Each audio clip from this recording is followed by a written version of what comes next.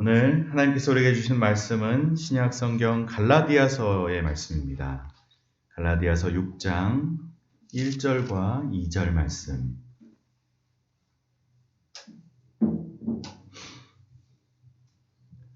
갈라디아서 6장 1절과 2절 두 절의 말씀. 우리 다 같이 한 목소리로 합독하겠습니다. 형제들아, 사람이 만일 무슨 범죄한 일이 드러나거든 신령한 너희는 온유한 심령으로 그러한 자를 바로잡고 너 자신을 살펴보아 너도 시험을 받을까 두려워하라. 너희가 짐을 서로 지라. 그리하여 그리스도의 법을 성취하라. 아멘.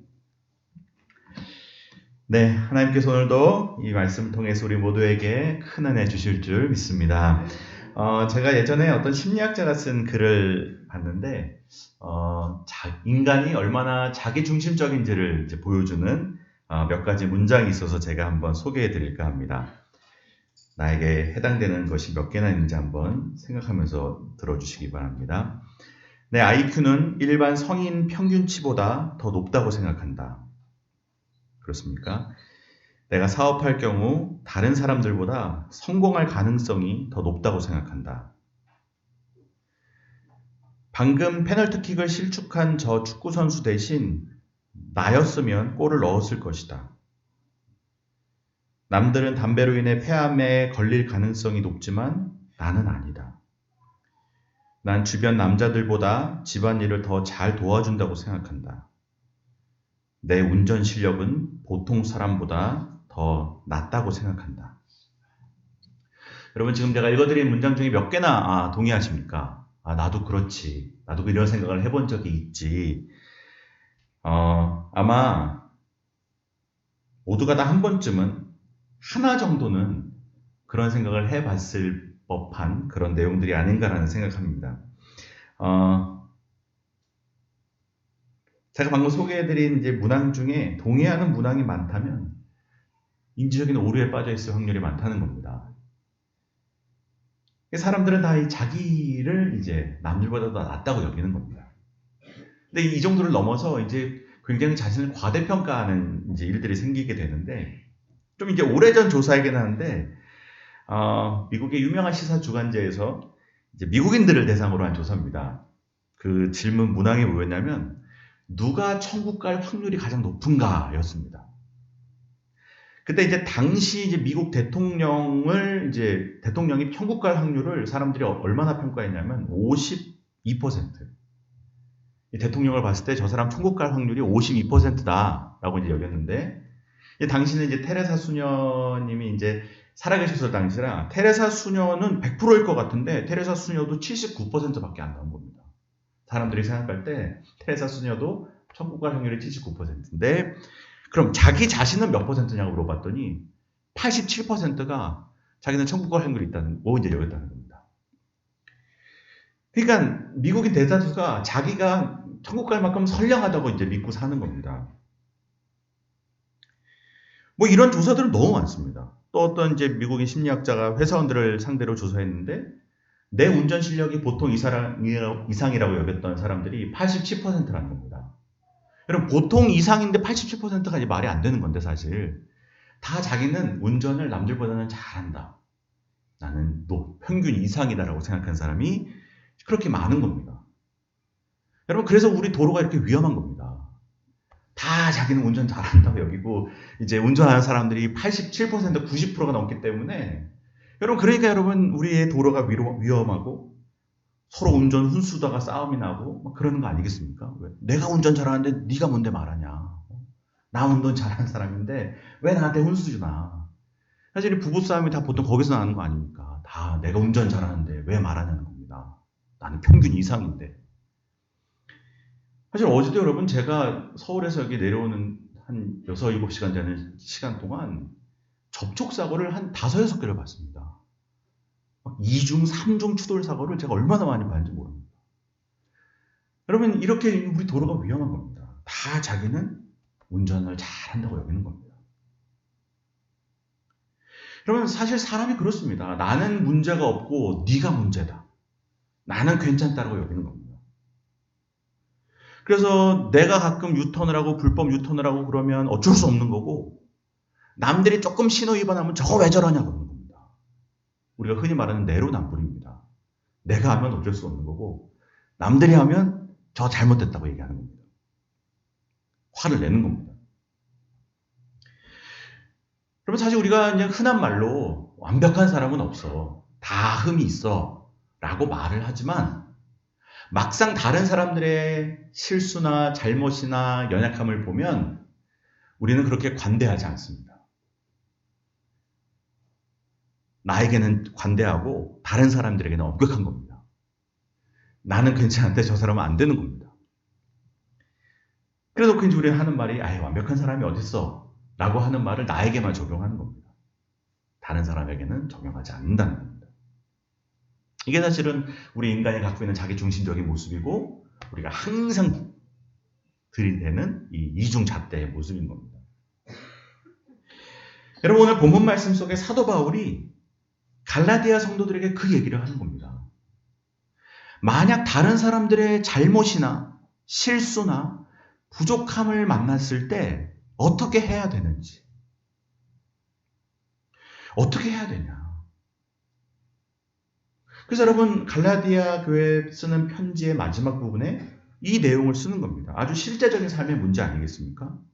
1절에 뭐라고 나옵니까? 형제들아, 사람이 만일 무슨 범죄한 일이 드러나거든. 이 말이 무슨 말이겠습니까?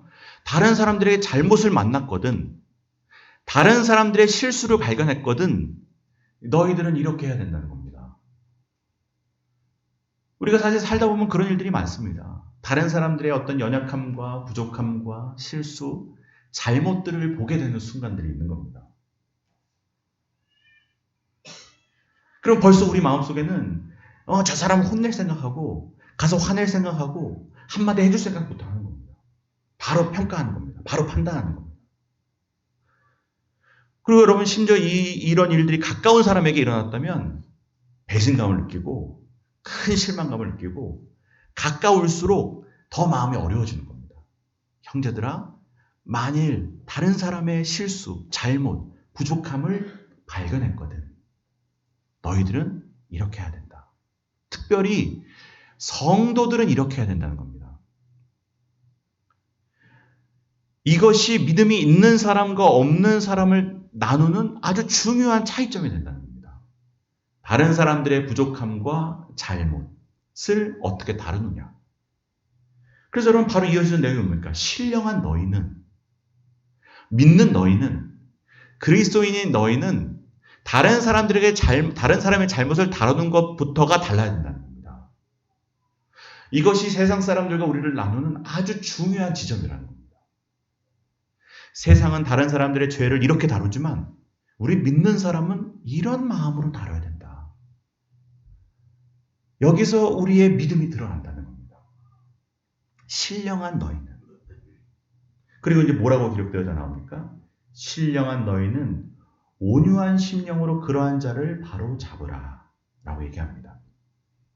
먼저 중요한 것은 그냥 두는 건 아니라는 겁니다. 만약 내 가족에게 무슨 잘못이 발견되거나, 내 주변에 누구에게 잘못이 발견되거나, 교우들에게 잘못이 발견됐을 때 그 죄를 그냥 두는 건 아니다. 바로 잡아줘야 된다는 겁니다. 그 죄와 잘못이 그 사람을 망가뜨리거나 그 사람의 삶을 무너뜨리거나 그 사람이 다른 길로 가도록 두는 것은 무책임한 일이라는 겁니다. 그래서 일단은 바로 잡으라 라고 얘기하는 겁니다.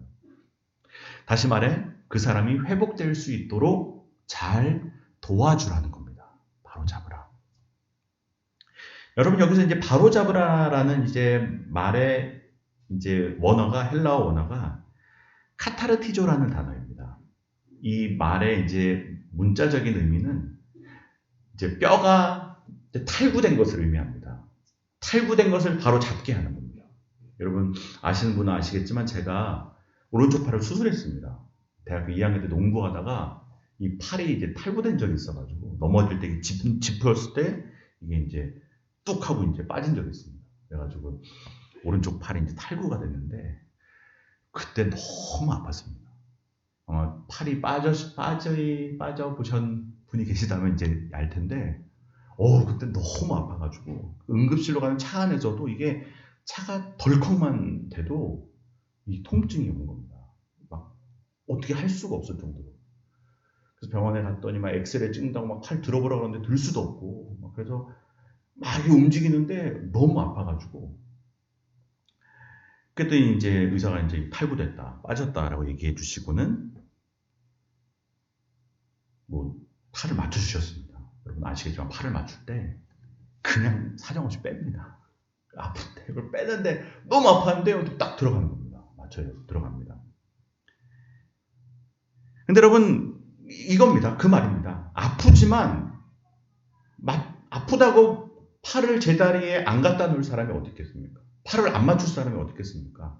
아파도 바로 잡아야 되는 겁니다. 아파도 이걸 맞춰야 되는 겁니다. 그래야 여러분 이게 정상적으로 회복되지 않겠습니까? 사실 오늘 본문의 말씀이 바로 그겁니다. 너희들 이거 아픈 일이지만 바로 잡아야 된다는 겁니다. 그 사람이 죄 가운데 망하지 않도록, 그 아픔이 그 사람을 죽이지 않도록 그것을 바로 잡아줘야 된다. 회복하도록 도와줘야 된다는 겁니다. 근데 여러분 이 바로 잡는 일은 아주 조심히 해야 된다는 겁니다. 아주 두려운 마음으로 조심히. 여러분 다른 사람들의 연약함을 바로 잡는다는 것은 말 그대로 연약함이기 때문에 신중하게 다뤄야 됩니다. 그 의사 선생님이 제 팔을 막 다루는 것 같아도 정확하게 다루시는 겁니다. 신중하게 다루시는 겁니다. 바로 맞추는 겁니다.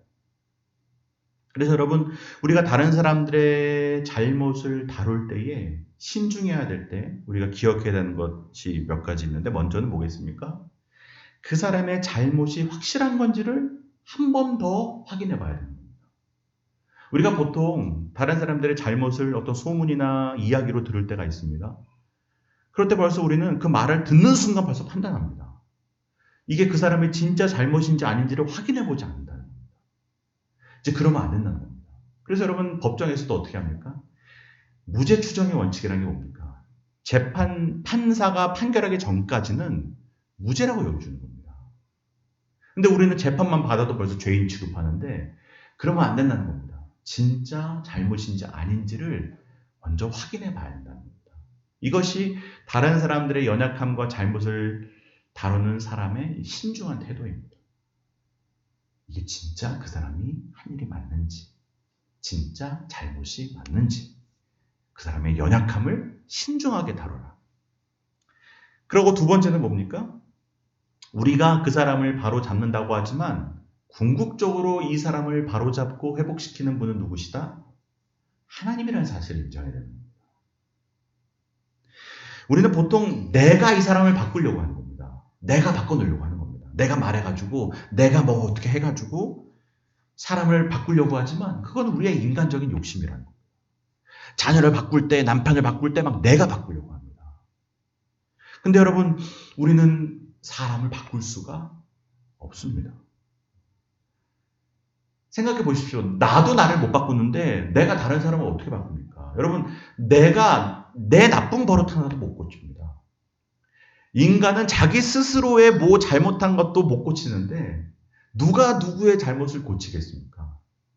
누가 누구의 부족함을 바꿔놓겠습니까? 우리는 그 사람의 회복을 돕는 사람이지 그 사람을 회복시키는 존재는 아닌 겁니다. 결국 사람을 바꾸는 건 누구시냐? 우리 주님이신 겁니다. 그래서 여러분 우리는 어떤 사람을 바꾸려고 해도 우리는 보통 막 내일 모레까지 당장 바꿔놓으려고 합니다. 근데 여러분 사람이 바뀌는 것이 그렇게 한순간에 바뀌는 일은 거의 없습니다. 보통은 아주 긴 프로세스입니다. 긴 과정입니다. 그래서 여러분 우리가 주님께 맡기는 겁니다. 하나님께서 바꾸시도록. 우리는 옆에서 돕는 사람들이라는 겁니다. 너가 다른 사람들의 연약함과 잘못을 대할 때 이렇게 해야 된다는 겁니다. 이런 마음이어야 된다는 겁니다. 내가 바꾸는 게 아니지 하나님이 바꾸시는 거지. 먼저 그 사람의 부족함과 연약함이 확실할 때 그 사람을 바꾸려고 해도 그거 하나님이 바꾸셔야지. 하나님께 맡겨드려야지. 오랜 시간이 걸리는 일이지. 그래서 여러분, 정말 그 사람을 위하는 사람은 내 마음에 걸그치는 한두 가지를 그 행동을 바꾸는 데 초점을 두지 않습니다. 내 눈에 밟히는 그 한두 가지를 고치려고 하지 않고 이 사람이 하나님 안에서 온전한 인격으로 회복되는 것을 바라보는 겁니다.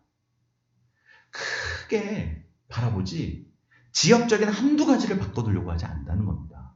이 사람이 궁극적으로는 온전히 인격적으로 하나님 앞에 온전해지는 것을 바라보고 돕는 거지 내 마음에 안 드는 거 한두 가지 고치는 게 아니라는 겁니다. 왜냐하면 하나님의 관점은 바로 그거기 때문입니다. 하나님은 지역적인 한두 가지가 아니라 한 사람이 온전한 인격으로 하나님 앞에 바로 서게 되는 그 회복을 보고 계시는 겁니다. 근데 우리는 항상 지역적으로 뭐 한두 개를 보는 겁니다. 그래서 우리가 한 사람의 연약함을 도울 때는 하나님의 눈으로 바라봐야 됩니다. 상대방을, 우리의 자녀를, 우리의 가족을, 또 우리 주변에 있는 사람들을 하나님의 눈으로 바라봐야지. 이 사람이 온전한 인격으로 하나님의 바로 서는 과정을 하나님께서 이 사람을 만들어가고 계심을 보며 돕는 것이 우리의 역할이라는 겁니다. 여러분, 사실 우리가 다른 사람들의 잘못을 대하는 것보다 신중해야 되는 일이 없습니다. 그런데 보통은 어떻습니까? 다른 사람들의 잘못을 즉흥적인 내 감정으로 대하다 보니 우리가 공격적이 된다는 겁니다. 뭐 잘못한 거 보면 굉장히 즉흥적이 되고 굉장히 감정적이 되고 굉장히 공격적이 됩니다. 목사님 이렇게 하면 돼요. 집사님 이렇게 하면 돼요. 권사님 이렇게 하면 돼요. 바로 우리가 나가는 겁니다. 말이 나가는 겁니다. 그래서 여러분, 그 사람이 회복되는 것을 바라는 마음이라기보다는 그 전에 분과 답답함을 풀어버리고 오는 겁니다. 진짜 이 사람이 회복되기를 바라는 마음이 아닌 겁니다. 그냥 내 순간적인 감정을 해소하고 오는 겁니다. 그래놓고 우리는 우리의 일을 다 했다고 여기는 겁니다. 내 할 도리를 다 했다고 여기는 겁니다. 그러나 여러분, 우리가 다른 사람들의 잘못을 대할 때는 하나님의 모습을 본받아야 됩니다. 그러면 하나님께서 우리의 죄를 어떻게 다루시는지를 우리가 봐야 됩니다. 여러분, 구약의 제사를 보면 굉장히 복잡합니다. 무슨 제사는 이렇게 드려야 되고, 각은 어떻게 떼야 되고, 기름은 어떻게 처리해야 되고, 내장은 어떻게 처리해야 되고, 굉장히 섬세한 과정들을 거칩니다. 여러분, 이것이 굉장히 섬세한 이유가 뭔지 아십니까? 하나님께서 우리의 죄를 다루시는 것이 굉장히 섬세하다는 겁니다. 우리의 연약함을 막대하지 않으십니다. 하나님은 그럴 권리도 있고 그럴 자격이 있으시지만서도 우리의 죄와 연약함을 얼마나 섬세하게 다루시는지 모릅니다. 그것이 여러분, 우리가 구약의 제사에서 알게 되는 하나님께서 우리의 죄를 다루시는 모습인 겁니다. 그래서 여러분, 오늘 본문에서도 뭐라고 얘기하냐면 다른 사람들의 연약함을 온유한 심령으로 다루라는 겁니다. 온유한 심령. 온유한 심령이 뭐야? 다시 일단 여기서 우리가 알 수 있는 것은 우리의 성격대로 바로잡으면 안 된다는 겁니다. 다른 사람들의 연약함을 만났을 때 온유한 심령으로 다뤄야 된다. 더 온유하게. 그 온유하다는 말이 뭐냐? 바로 그 다음의 내용을 보면 알 수 있습니다. 너 자신을 살펴보아. 너도 시험을 받을까 두려워하라. 이 말이 뭐겠습니까? 다른 사람들의 잘못을 대할 때 온유한 심령을 가지라는 말은 다른 말이 아니라 내 자신을 바라보고 나도 똑같은 실수를 할 수 있는 사람임을 인정하고 대하는 것이 그게 온유한 마음이라는 겁니다. 나도 다를 바 없는 마음이지. 저 사람이 뭔 잘못을 했습니다. 그럼 그 사람을 대하기 전에 내 마음에 먼저 뭐가 있어야 되냐면 나도 똑같은 인간이지. 나도 똑같이 저럴 수 있지. 나도 똑같이 저랬었지. 라는 마음이 먼저 들어야 된다는 겁니다. 너 자신을 살펴보라는 겁니다.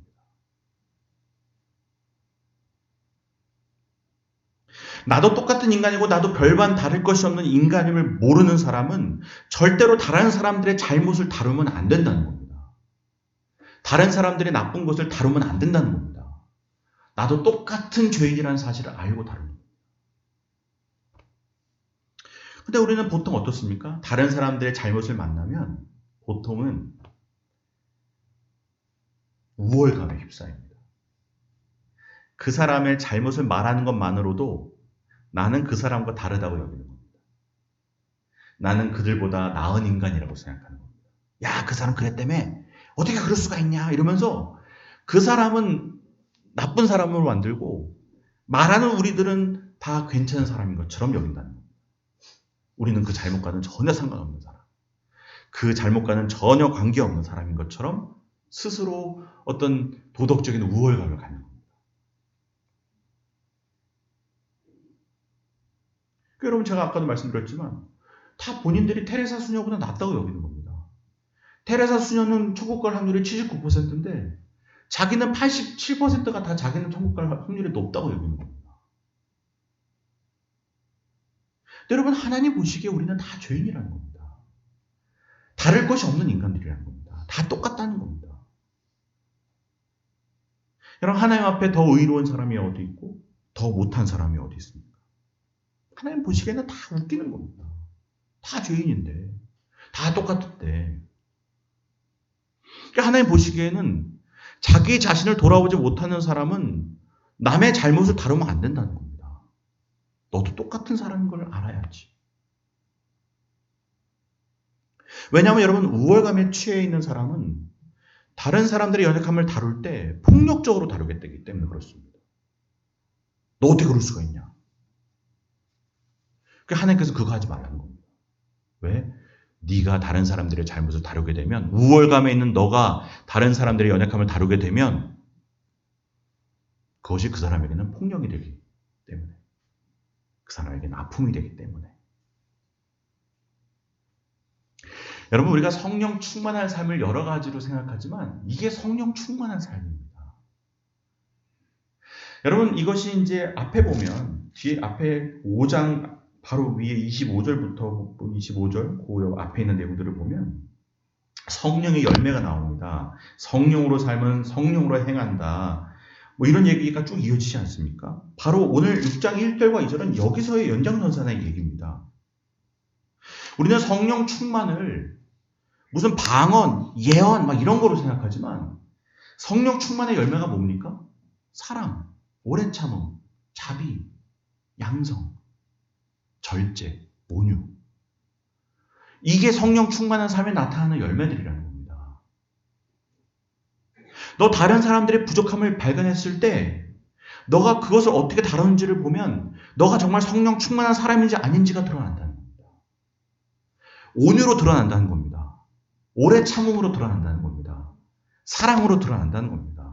우리는 성령 충만하면 뭐 팔짝팔짝 뛰고 뭐 맨날 찬송가 부르고 다니고 그것만 성령 충만함이 아니고, 진짜 성령 충만함은 다른 사람들의 잘못을 내가 보게 될 때, 내 가족의 연약함을 보게 될 때, 우리 자녀의 부족함을 보게 될 때 거기서 우리의 성령 충만함이 드러난다는 겁니다. 성령 충만한 사람은 내가 죄인임을 아는 사람이라는 겁니다. 온유한 심령으로 다가간다는 겁니다. 그 사도 바울이 갈라디아 교회에 특별히 이 말을 하는 이유가 뭐냐면, 여러분이 갈라디아서를 1장부터 쭉 보시면 알겠지만 이 갈라디아 교회의 사도 바울이 권면하는 내용 중에 가장 중요한 내용이 뭐냐면, 이 당시 갈라디아서에 나오는 이 갈라디아 교회가 율법주의자들이 넘치던 교회였습니다. 율법으로 사람들을 맨날 판단하는 사람들로 넘쳐났습니다. 할례를 안 받았지, 너 할례 받아야 돼. 율법에 나와 있어. 막 이렇게 율법주의자들이 교회에 들어와서 하나하나 사람들을 율법으로 막 판단하는 겁니다. 너는 옳고 너는 그르고 너는 이렇게 해야 되고 너는 이렇게 하지 말아야 되고. 여러분, 교회가 굳어지다 보면 율법이 판을 치는 겁니다. 은혜가 없이 율법이 판을 치고 자꾸 사람들을 정죄하고 판단합니다. 너 교회 왜 이러고 왔어? 왜 모자 쓰고 예배드려? 뭐 하고 여러분, 끊임없이 이 판단과 이 정죄가 넘치는 교회에 사도 바울이 편지 쓴 겁니다. 갈라디아 교회야, 그 교회가 아니야. 왜 복음으로 우리가 예수님을 믿게 됐는데, 은혜로 우리가 주님의 구원을 받았는데 왜 다시 율법주의를 교회에 끌어들이냐? 왜 자꾸 이렇게 사람을 판단하고 정죄하냐? 지금 갈라디아 교회는 사람을 살리는 교회가 아니라 멀쩡한 사람을 죽이는 교회가 됐다는 겁니다. 다른 사람들의 잘못과 어려움을 그냥 판단해가지고 다 끊어내는 교회가 됐다는 겁니다. 그건 교회가 아니라는 겁니다. 예수 믿는 사람이 아니라는 겁니다. 여러분, 교회를 끊임없이 판단하는 눈으로 봅니다. 교회를 막 고르러 옵니다. 이 교회 어떤 교회인가? 여러분, 마음에 드는 교회가 없습니다. 마음에 드는 교인이 없습니다. 다 이것도 잘못이고 저것도 잘못이고. 근데 그거는 성령께서 주시는 마음이 아니라는 겁니다. 성령의 역사가 어떻게 나타나는 줄 아냐? 너희는 사람이 잘못했다 잘했다 하면서 사람을 끊어내고 판단하는 데 중심을 두는데, 마음을 두는데, 그 율법적인 우월감 속에서 다른 사람들을 판단하는 것은 결국은 사람을 죽이는 일이다. 율법은 죽인다. 그러나 성령은 살린다는 겁니다. 복음은 살린다는 겁니다. 왜? 성령께서 우리에게 주신 마음은 온유이기 때문에. 온유한 마음이기 때문에. 그 온유한 마음은 어디서 오는 마음이냐? 내가 똑같은 죄인이라는 것을 아는 데서 오는 마음인 겁니다. 내가 다르지 않다는 겁니다. 여러분, 온유한 사람이 리더입니다. 또 온유한 사람이 어른입니다. 여러분, 온유한 마음이 없는 사람이 리더가 되고 또 어른이 되면 여러분 더 공격적으로 폭력적으로 사람들을 끌어내게 되는 겁니다.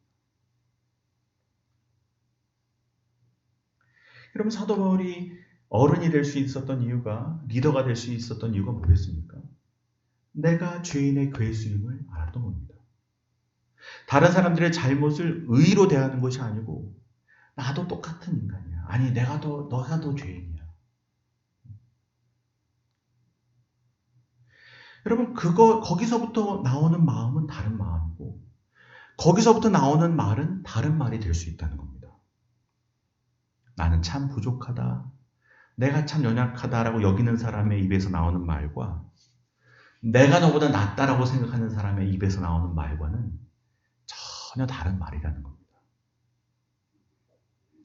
사실 여러분, 오늘 본문은 성서 전과의 본문이 아닙니다. 근데 명절을 맞이해서 오늘 이 말씀을 나누는 이유는 우리의 가정을 돌아보고 우리의 부모와 자녀들을 돌아보며 함께 생각해 보고자 이 말씀을 나누는 겁니다. 왜냐하면 우리가 온유한 심령을 가져야 우리의 가정을 바르게 세울 수 있기 때문입니다. 우리가 온유한 심령을 가져야 우리의 공동체를 건강하게 세울 수 있기 때문에 그렇습니다. 오늘 말씀처럼 먼저 우리가 우리 자신의 모습을 돌아봐야 될 줄로 믿습니다. 사실 이번 주에도 제가 우리 집사람과 많이 느끼던 건데, 우리 집사람 이번 주에도 몇 번 얘기하면서 이런 말들을 많이 했습니다. 우리 이제 자녀들에 대해 얘기하다가 가만히 생각해 보니 제가 어렸을 때 똑같은 행동을 했다는 것을 깨닫게 되는 겁니다. 생각해 보니까 내가 그랬네. 생각해 보니까 내가 그랬네. 아이에 대해서 뭔가 얘기하려다가도 입이 딱 막히는 겁니다. 왜? 내가 똑같이 됐으니까. 다 나한테 해당되는 말인 겁니다. 남의 얘기가 아닌 겁니다. 제가 더 구체적으로 말씀드릴 수가 없는 이유는 비방용입니다. 그래서 제가 말씀드릴 수가 없는데, 제가 자녀들에 비해서 나은 게 없습니다. 오히려 제가 더 하면 더 했지. 여러분, 이 C.S. 루이스라는 유명한 이 기독교 변증가가 이런 이제 4가지 사랑이라는 책에서 이런 글을 썼습니다. 부모를 대하는 자녀들의 나쁜 예절보다 자녀를 대하는 부모들의 나쁜 예절에 훨씬 더 깊은 인상을 받았다. 다른 아이를 그렇게 대했다가는 곧바로 관계가 끝장나고 말 그런 무례한 태도로 자기 자녀를 대한다. 여러분, 이 말이 무슨 말인지 알겠습니까? 우리는 자녀들 보고 너 예절이 없다고 얘기하지만 사실은 부모가 더 예절이 없다는 겁니다. 자녀에 대해서. 다른 아이에게는 그런 말 하지도 못하면서 자기 자녀에게는 굉장히 무례한 말들을 많이 한다는 겁니다. 남의 자녀에게 했다가는 관계가 절단날 만큼 심한 말들을 자기 자녀들에게는 너무 쉽게 한다는 겁니다. 부모는 굉장히 의로운 것처럼, 나는 아무 잘못이 없는 것처럼, 나는 옳은 것처럼 너무 공격적으로 폭력적으로 얘기한다는 겁니다. 오히려 내 가족을 더 온유한 마음으로 더 존중하며 대해야 되는데 우리는 가족에게 얼마나 의로운지 모릅니다. 내가 얼마나 당당한지 모릅니다. 특히 우리 가족을 더 온유한 심령으로 대해야 되는데, 우리 부모를, 우리 자녀를 더 온유한 심령으로 대해야 되는데 그게 더 안 되는 겁니다. 가까우니까 더 쉽게 대하는 겁니다. 더 쉽게 다루는 겁니다. 그러나 오늘 보신 말씀대로 신중하게 너 자신을 살펴보고 온유한 심령으로 바로 잡아야 된다. 여러분, 가까우니까 더 온유한 심령으로 대해야 된다는 겁니다. 가까운 사람들이기 때문에 더 신중하게 대해야 된다는 겁니다.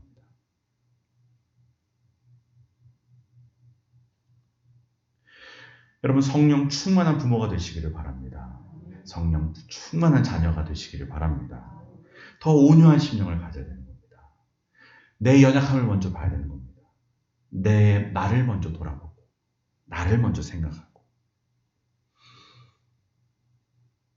그래서 우리는 항상 기도하는 게 뭡니까? 하나님, 먼저 저를 돌아보고 제게 온유한 심령을 주옵소서. 먼저 내 자신을 살피고 제게 온유한 심령을 주옵소서. 그걸 기도하는 겁니다.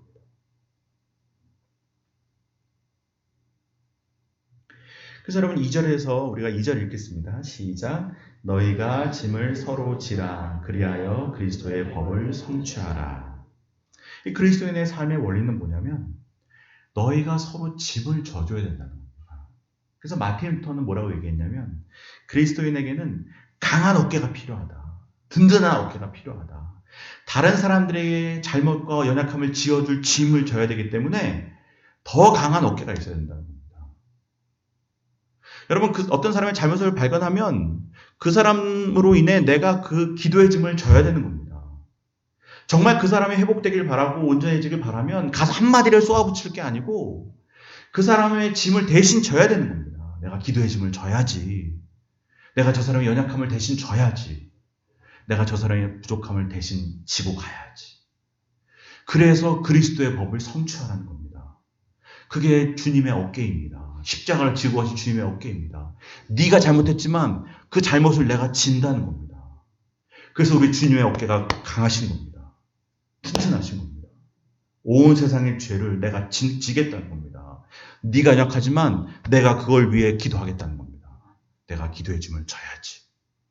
우리 부모가 부족해 보이지만 내가 그 기도의 짐을 지는 겁니다. 우리 자녀가 때로는 내 마음에 안 들지만 그 자녀를 위해 내가 기도의 짐을 지는 겁니다. 너희가 서로 짐을 져서 그리스도의 법을 성취하라는 겁니다. 그게 우리를 세우고 우리 가정을 세우는 겁니다. 너 어떻게 그럴 수가 있어가 아니라 내가 기도해야지. 저 사람 어떻게 저럴 수가 있지? 내가 책임져야지. 교회에서도 서로 어떻게 집사님 저러지? 내가 저 집사님 위해 기도해줘야지. 어떻게 저 장님은 저러지? 내가 대신 기도해야지. 여러분, 그게 돼야 된다는 겁니다. 그게 그리스도의 법이 성취되는 교회이고 성취되는 가정이고 성취되는 공동체라는 겁니다. 그렇게 여러분, 우리 교회가, 여러분의 가정이 어깨가 튼튼한 분들이 모였으면 좋겠습니다. 그렇게 서로의 짐을 대신 져줄 수 있는 교회. 끊임없이 손가락질하고 끊임없이 비판하고 끊임없이 정죄하는 것이 아니라 나도 똑같은 사람이지. 온유한 심령으로 서로의 짐을 대신 짐으로 우리의 모든 가정이, 교회가 그리스도의 법이 성취되는 그분의 은혜와 복음이 흘러가는 복된 공동체가 되시기를 주님의 이름으로 축복합니다. 우리 시간 잠시 기도하겠습니다. 우리 시간 또 명절이고 하니까 우리 가정을 위해 기도했으면 좋겠습니다. 어떻게 다 마음에 들겠습니까? 서로 가까우니까 더 연약함이 잘 보이고 부족함이 잘 보입니다. 지금까지는 우리가 비판하고 뭐라 하고 또 판단했지만 오늘 주신 말씀처럼 먼저 우리 자신을 살펴보고 온유한 심령으로 그 사람을 위해 기도의 짐을 대신 져야 될 줄로 믿습니다. 제가 함께 기도하실 때 우리 부모님을 위해 또 우리 배우자들을 위해 우리 자녀들을 위해 함께 기도하겠습니다. 하나님, 제가 지지 못하고 판단하고 공격하고 비판했던 우리를 용서하시고, 주님 앞에 저도 나은 것이 없는데, 하나도 나은 것이 없는데 제가 그저 비판만 했습니다. 주님께서 주신 이 공동체를 아프게 했습니다. 주를 용서해 주시고 우리 가정이, 우리 교회가 서로의 짐을 대신 져주는 은혜가 있게 해 주옵소서. 시간 잠시 여러분의 가정을 위해 또 교회를 위해 시간 기도하겠습니다. 다 함께 기도드리겠습니다. 아버지,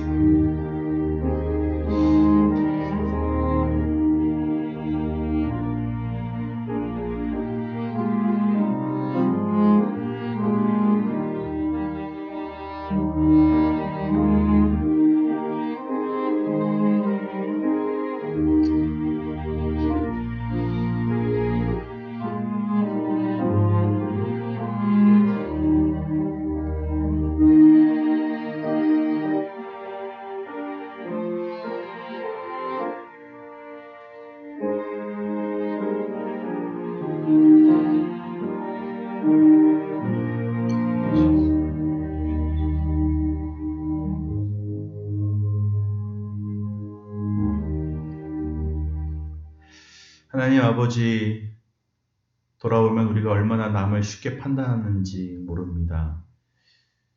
내 가족의 잘못을 너무 쉽게 판단합니다. 그러나 정작 내 스스로의 모습은 돌아보지 못합니다. 내가 더 나쁘고 내가 더 죄인인데도 다른 사람들의 잘못에 대해 너무 쉽게 말하고 쉽게 판단합니다. 주님, 우리의 이 부족함을 용서해 주시고 우리의 가정, 우리의 교회, 가까운 사람들일수록 더 온유한 심령으로 대하게 하여 주시옵소서. 더 귀히 여기게 하여 주시옵소서. 정말 그들의 회복을 돕는 저희들이 되게 하여 주시옵소서. 그렇게 주신 가정을 그리스도의 법이 성취되는 가정으로, 또 주님께서 주신 이 교회를 주님의 법이 성취되는 교회로 세워나가는 저희들 되게 하여 주시옵소서. 서로 연약함을 봤을 때 우리가 서로가 서로를 위해 기도의 짐을 지게 하여 주시옵소서. 서로의 짐을 대신 져주게 하여 주시옵소서. 판단하기 전에, 뭐라 하기 전에 그들을 위해 먼저 기도하는 저희들, 그들의 짐을 대신 져주는 저희들.